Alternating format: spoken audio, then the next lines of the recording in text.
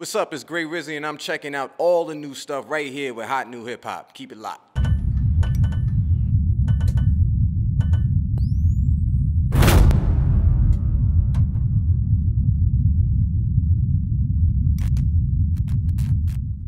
I used to throw parties in New York City, and Self was just starting to get on the box, as we say it up here, for Sirius XM. And he used to be like, "Yo, man, I want you to. I'm bored up here. You know, we spinning. I'm doing these mixes and stuff like that. But I used to just come down and chill out. Never really thought about doing this. Never thought about interviews. Never thought about anything with radio. And I guess like some time had went past. I moved to Atlanta. I came back, and I didn't exactly had a job. So I was like, yo, I need to figure out something quick. And you know, this was the lick right here. And I was like, you know what? I know the music. It ain't like it's foreign to me. So one thing led to another, and I started. I was like an official member of this show, and that grew into something else. I started to take it seriously. I started to really work on my craft, and one thing led into another. That led into another, which led into today. But the thing that I really like is that the culture is pure. And sometimes people use that word culture very, very freely. Nah, man, like the thing about Shade 45 is we break new artists. They keep it real with you. And it's a very, you know, the purest form of getting feedback is direct from person to the artist. And that's what I like about the channel, because we give that back to the artists all the time. The craziest industry story, it didn't have anything really to do with the interview. It just had to really do with being in a place where Jay-Z, who obviously he recently dropped 444, he was just coming out with Reasonable Doubt, and he had brought Big out on a stage, and this was not that far from here. This was over at the Palladium over on 14th Street. And Big, if you ever seen the pictures, like Jay-Z was dressed like a Don, and Big was in Versace head to toe, had the crazy colors on, and he was going to do Brooklyn Finest, and Big forgot the words. And it was one of those, like, everybody knew Big, not everybody knew Jay-Z. Us from Uptown, we kind of knew Jay-Z a little bit better because of Dame and just the shit that he was spitting. But it was one of those things like, damn, Big forgot the words. And Big was just like, I forgot what he used to call. He said, yo, Playboy, man, my bad, man. We just drunk up here. And he just went into another song. And what that did is it just showed, in a sense, Big's honesty, his genius, just to like, yo, I'm not gonna front for y'all like this. I really fucked this up. But then Jay-Z's professionalism and his friend like, yo, don't even worry about it. And they went into some other song and he just killed it that night. So that was a really funny industry story. And I'm sure there's a whole lot more I could tell you, but Hot New Hip Hop, they don't have all that time right now. My favorite interview, I have a special on Shade 45 called First Play. And one of the first ones that I did, they was like, all right, we gonna roll this out. It was like, probably a day before, and he's like, we got Royce da 5'9". Now, you gotta understand something. Royce da 5'9" is like Eminem's man, like it's like one of his best friends, right? And there's a little bit of pressure because you don't want to fuck this up. So that was a good one because we really, it was like chipping away at some ice because we really didn't know each other at the time, but it worked out very well. Definitely that Puff interview, I really enjoyed that one. There was one that we recently did with Russ. And Russ was really, really honest, really dope cat, so I appreciate that one. My brother, and I know you asked for one, but I'm going to give you a couple. ASAP Ferg, because a lot of people don't know, ASAP Ferg's father was real close to me. Like, he's one of the cats that kept me on a better path. I could have went way left or way right.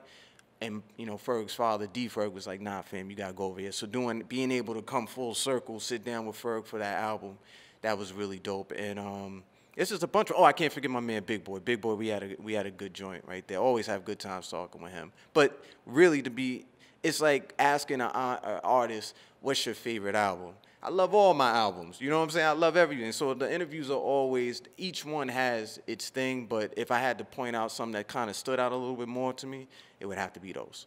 Of course you want to sit down with Hov. You know, you want to sit down and be able to get sarcastic with Jay-Z, right? I think that would be a good one. Dr. Dre. I would love to sit down with Dr. Dre because Dr. Dre, if we're on Eminem's channel, Dr. Dre would probably be at the top of that totem pole and the way it, you know, kind of sprawls out. Russell Simmons, because there was a lot with him that when it comes to hip-hop, like he was responsible for. I would love to sit down with Suge Knight. You feel what I'm saying? Because I think at this point, Suge at his time, man, he was a pretty imposing figure. But I think now you might be able to get more out of him because, you know, he might have came off of that wall being so high of, you know, G14 classified information. So he might be willing to share a little bit more. I'm listening to SZA. I'm really fucking with SZA right now. There's a song Prom. Now it's real. It is not hip hop. That's real pop right there. But the song Prom, I'm really fucking with. There's a kid Maui the King Jr. That I'm really checking out in Atlanta. West Side Boogie, I fuck with real tough. I was just listening to his project. There's a cat Tate Bang. I really want you to get familiar with him. He's from the DMV. I fuck with him a lot. Of course, I'm listening to 444. You know, I don't want to front like I'm not. I'm doing that because I'm breaking it down each time I listen to it. Number one, I said it earlier, be yourself. Try to be as much 100% real as you can, but be very focused. Don't let anybody tell you. You're going to get a whole bunch of no's. Like, I don't want to fuck with that. I don't think that's a good idea, blah, blah, blah, blah, blah, blah. This is what you want to do, right? But you got to take it seriously. So if you're going to take it seriously, get out there, meet people, shake hands.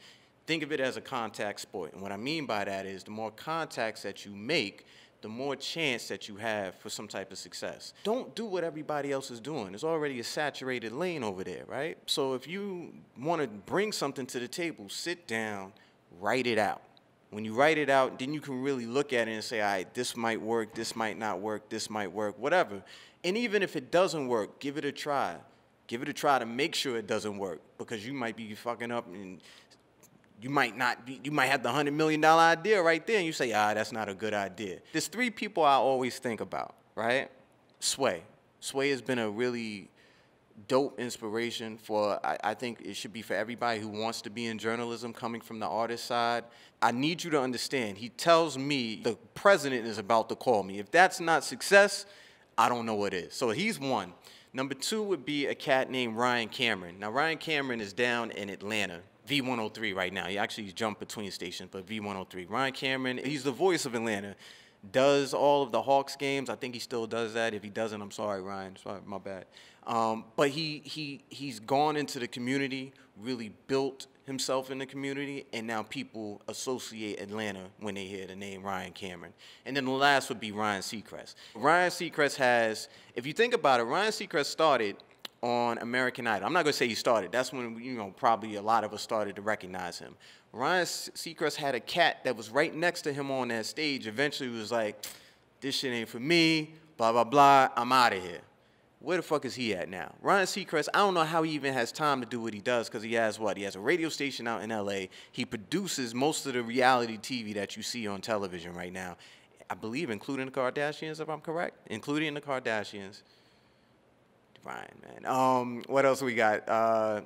Ryan does the morning show, I think, with Kelly, right, on ABC. He hosts the freaking, what's that? The countdown for the New Year's drop every year. Now that what's it like the last 3 years? He's doing so much, man.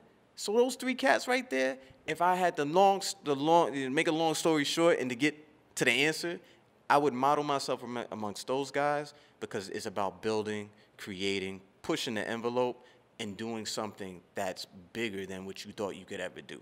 What up, it's Gray Rizzy. I got this green screen right here. I'm about to take this shit home. They're going to have to go ahead and call security on me. But we out here, man. Best believe. Hot new hip-hop. What's up? Love.